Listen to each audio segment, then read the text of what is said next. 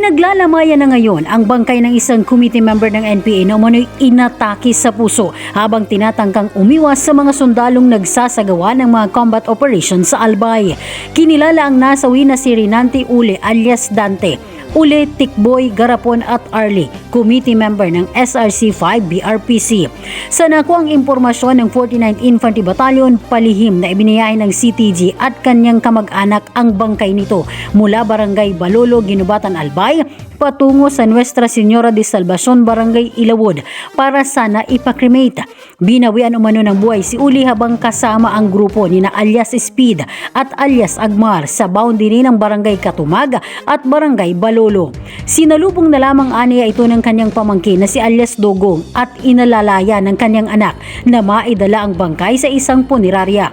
Sa kabila nito, agad na nagpaabot ng pakikiramay ang pamunuan ng 9th ID kasabay ng panawagan sa mga natitira pang miyembro ng grupo na magbalik loob na lamang sa pamahalaan upang matiyak ang kanilang kaligtasan at kapanatagan.